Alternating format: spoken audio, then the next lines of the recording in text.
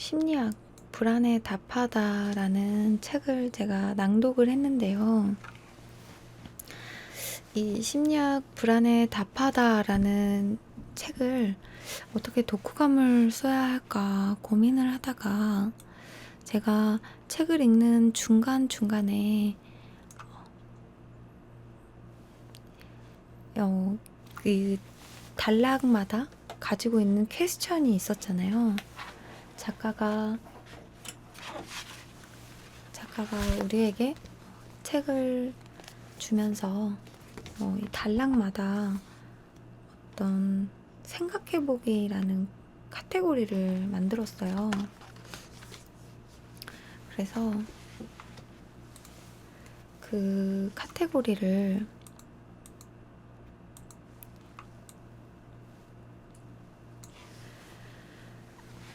제가 생각해보는 거에 대해서 적어드리고 말씀드리고, 여러분들도 이 책을 서점에서 구입하셔서 보시면 제 생각과 여러분의 생각을 대입해보면서 같이 생각해보면 어떨까라는 생각으로 독후감을 그렇게 준비했어요. 안녕하세요, 정인띵.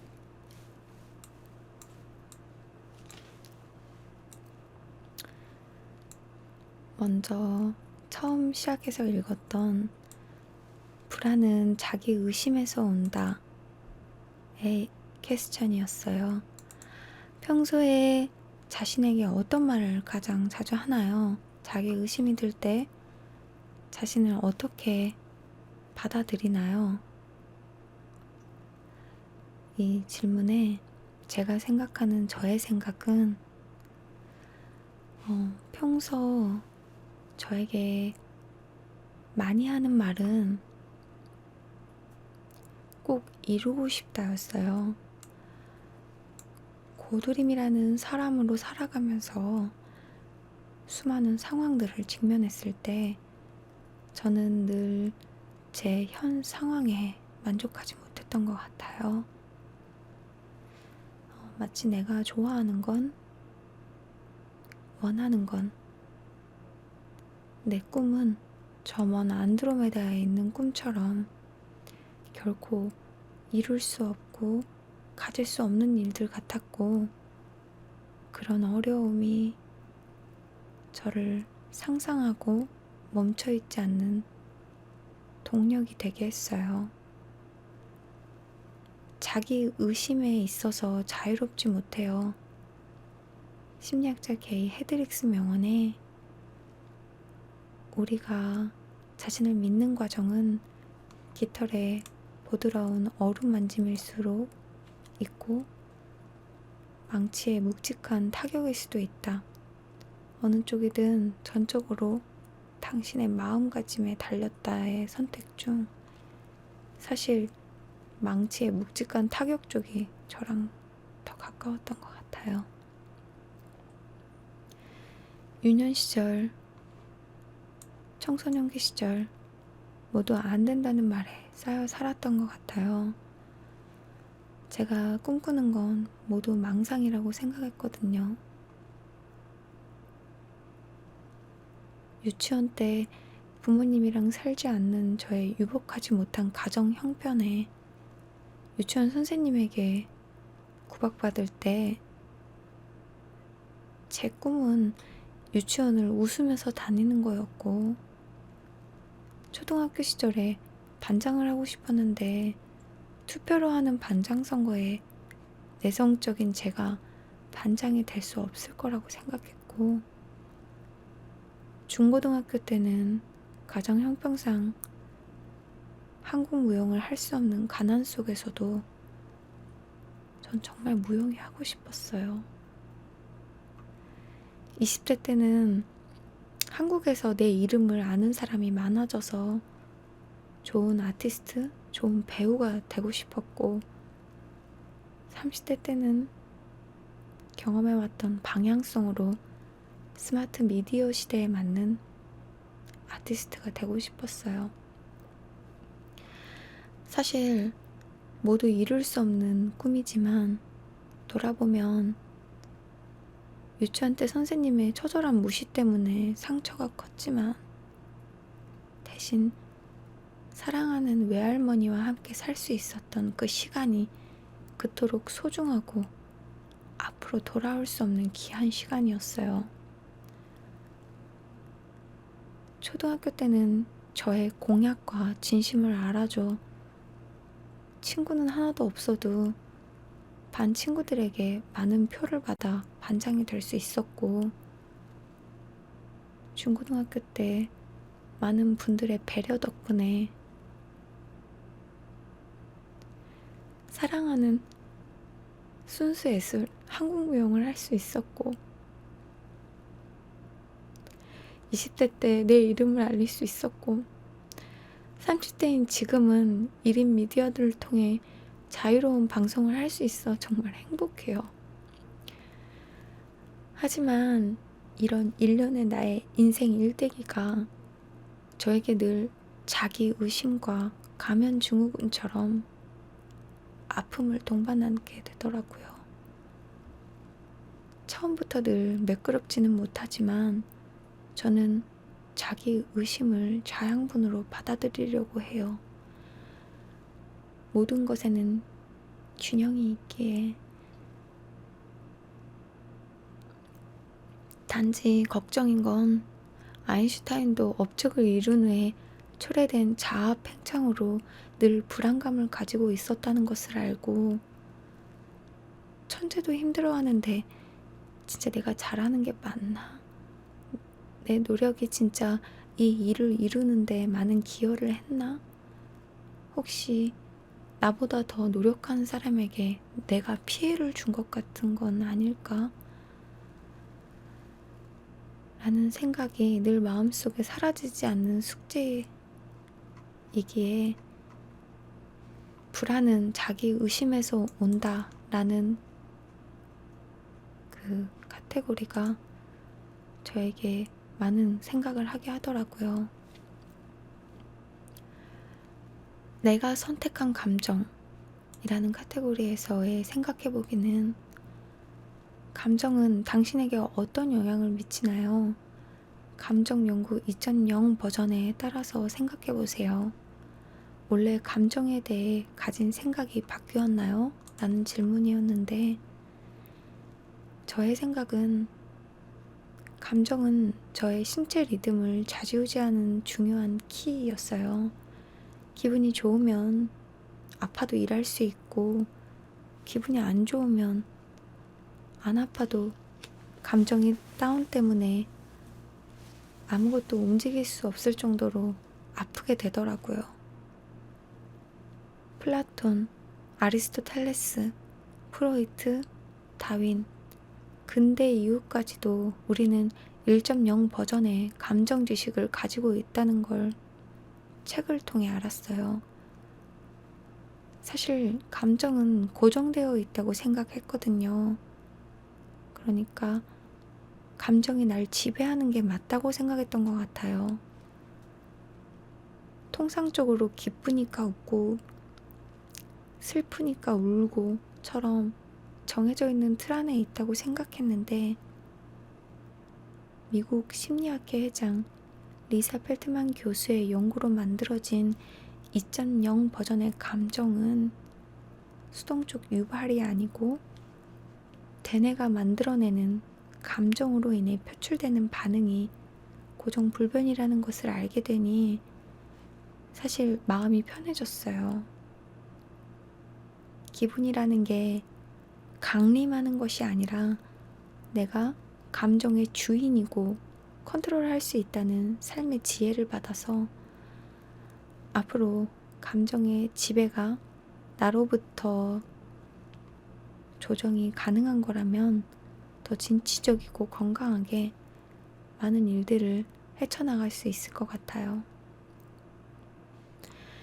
내가 선택하는 감정에 생각해보기는, 나이에 대해 어떻게 생각하나요? 지금 하고 싶은 일이 있나요? 하지 않는 이유는 무엇인가요? 라는 생각해보기였는데요. 저의 생각은 사회적 시계라는 것에 많이 위축되었던 것 같아요. 그렇지만 남의 기준에 나를 맞추는 게 아니고 나의 시계를 만들어 보려고 해요. 행동보다는 생각을 중요시하기 때문에 내 삶 속에 내가 움직여야 할 때가 언젠지 삶의 적절한 시기를 찾아가야 하는 것 같아요. 일본 도쿄대학교 교수이자 우주공학 박사 고려 미우라님의 종이접기가 항공 우주 분야 의학 분야에 다양하게 활용되었다는 것을 알고 늘 배우고 피땀 흘려 노력했지만 이루지 못했고 중간에 포기할 수밖에 없었던 저의 지난 날들의 눈물과 상처가 아픈 상처로 남았지만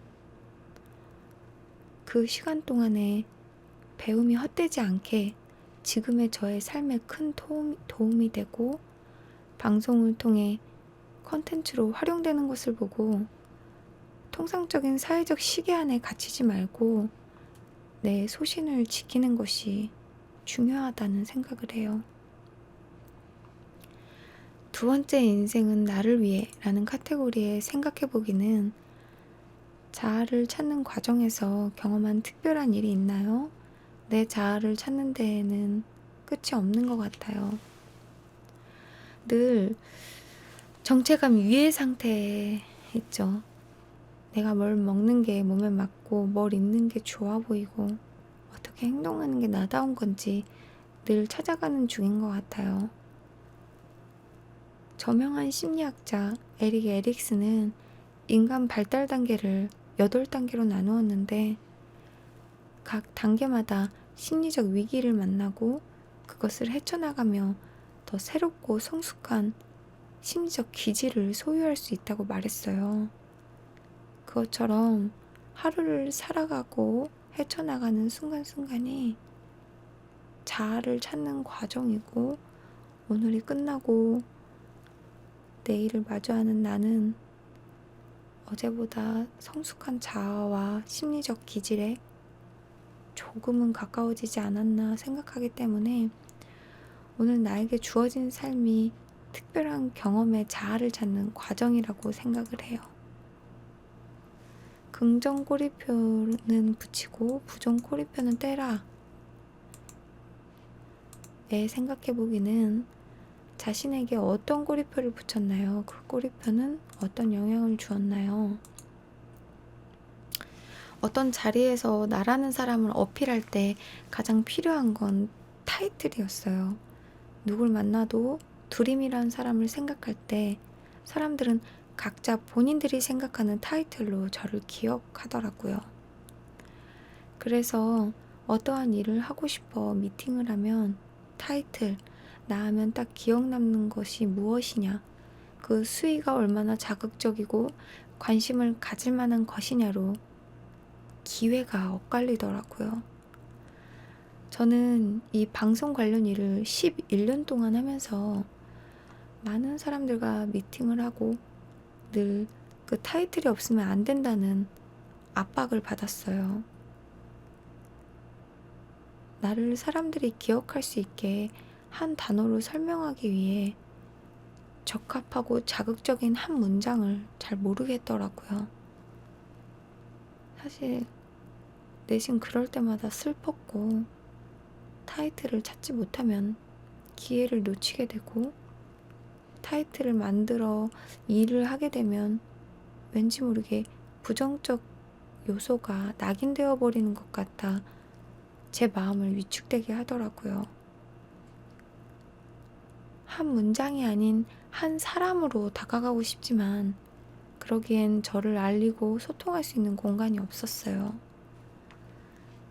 그런 저에게 이 1인 미디어, 1인 방송은 정말 축복 같은 공간이에요. 한 문장보다, 한 타이틀보다, 한 꼬리표보다 한 사람의 쉬 스토리로 다가가고 싶은 제 마음과 가장 잘 맞고 소통을 통해 공감할 수 있다는 건 제 성향과 아주 알맞는 일이었어요. 뇌가 인지 자원을 절약하기 위해 경제 법칙을 스스로 만들어내고 뇌는 경제적인 사물을 빠르게 판단하여 시간과 힘을 절약하기 위해 꼬리표를 붙이기를 해요. 여기서 제가 말하는 타이틀과 꼬리표는 일맥상통하더라고요. 꼬리표로 쉽게 기억되는 게 어딘가 싫었던 제가 이 책을 읽고 알게 된 것은 삶의 중요한 위치를 차지하는 사람에게는 시간과 노력을 들이지만 짧게 만나도 되는 사람에게는 또 다른 새로운 사람을 알아가야 할 자원을 절약하기 위해 간단히 알려고 한다는 것을요. 그런 심리학적 방향성이 있다는 걸 깨닫고 왜 제가 늘 그런 점을 선호하지 않았는지 깨닫게 되더라고요. 그리고 방송을 하면서 소통을 하다 보면 글로써 시청자분들과 만나기 때문에 더 세심하고 섬세한 만남이에요. 그걸 악용하는 어떠한 사람들과 무리들은 그 글 속에 부정적 꼬리표를 붙이며 부정적인 방향으로 발전하고 흘러가도록 하는 사람들도 있어요. 긍정적인 언어보다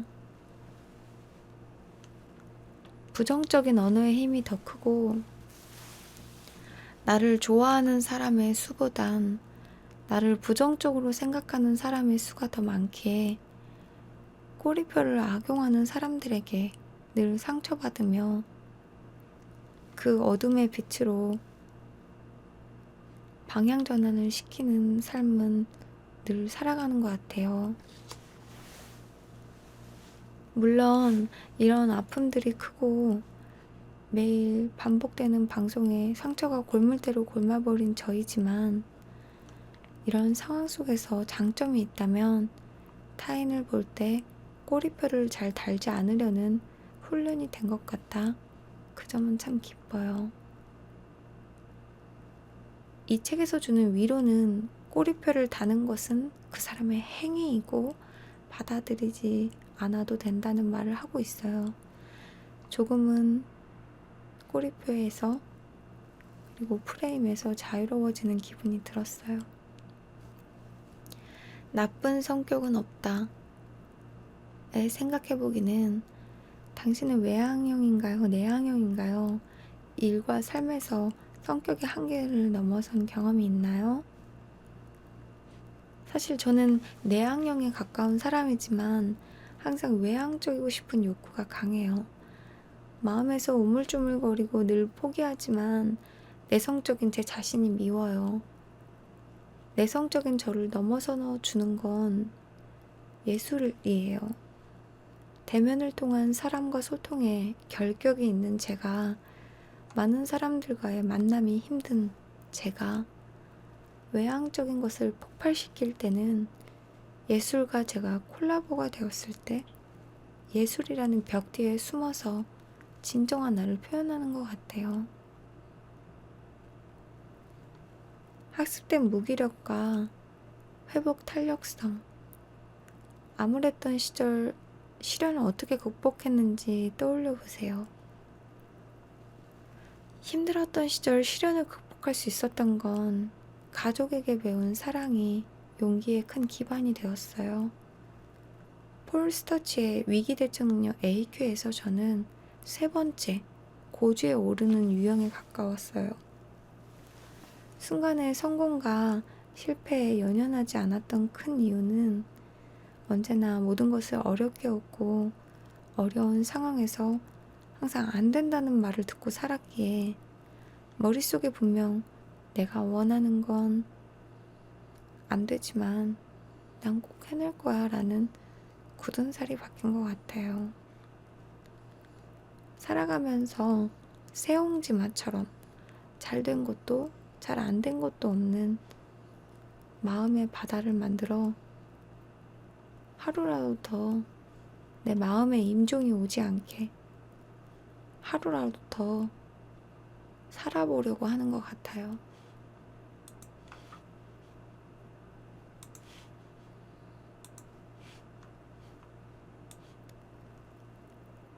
가지 저의 이 책을 읽고 난 후에 견해였어요. 이벤트가 있는데요. 책 낭독 방송을 듣고 게시물 댓글에 한 줄평을 남겨주시면은 추첨을 통해서 선물을 드린대요. 심리학 불안의 답바다 도서 5명에게 드리고 문화상품권 1만원권을 5명에게 드리니까요. 이 AF 콘텐츠 방송국에 들어가셔서 이 카테고리에 댓글을 남겨주시면은 당첨되신 분 5분에게 심리학 불안의 답바다 이 책을 드리고 선물로, 그리고 문화상품권 10,000원을 5명에게 드린다고 합니다.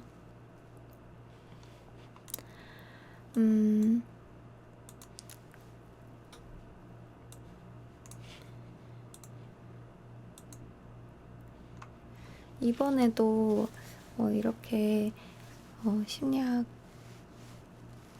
책으로, 이번에는 심리학 책으로 이렇게 잘 자요 북나잇 컨텐츠를 하게 되었는데요. 사실 그전에는 소설책으로 했었다가 이번에 이렇게 하게 된 책은 심리학 책이라 사실 되게 소설책하고는 조금 다른 느낌으로 다가왔고, 어떤 부분에서는 진짜 저에게 지금 필요한 이야기이지 않았나라는 생각을 했거든요. 그리고 아무래도 이 책은 전문적인 지식을 많이 담아두고 있기 때문에 더 그랬던 것 같아요. 이 심리학 불안의 답바다를 읽고 지금 나에게 정말 적재적소다라는 생각을 했고, 또 끊임없이 불안해하는 것은 그저 감정의 지배라고 생각했었는데, 그렇기 때문에 내가 마음이 아프고 힘든 거는 당연하다라고 생각을 하고 받아들였었는데요. 감정은 대내에서 선천적으로 존재하는 것이 아니고 또 강림하는 것도 아닌 내가 통제하는 주인이라는 깨달음을 얻었고, 또 그걸 알게 돼서 저에겐 엄청난 힘이 된 것 같아요. 제가 읽어드린 책 카테고리 속 내용이 감정 통제, 그리고 사회적 시계, 뇌의 시간 아끼기, 인 경제 법칙, 또 꼬리표의 방향성, 회복 탄력성, 또 가면 증후군, 자기의심이라는 큰 주제를 가지고 있어요. 제가 이 책을 읽으면서 제 결핍 중에 가장 공감했던 부분이기도 하고요. 그래서 여러분도 이 책을 가까운 서점에서 구입하셔서 읽어보시고, 불안함이라는 큰 덩어리에 사로잡히는 것이 아니라 내 감정을 세분화되게 잘게 쪼개서 단락을 나누고, 또 전문적인 분석과 전문적인 용어, 실험 경험성을 공감하면서 외부와 내부로부터 오는 상처에 좀 더 이성적으로 나 자신을 지키는 법을 알아가셨으면 해요. 오늘 이렇게 잘 자요 북나잇 콘텐츠를 또 2번 또 이렇게 할 수 있어서 너무 기뻤고, 여러분들도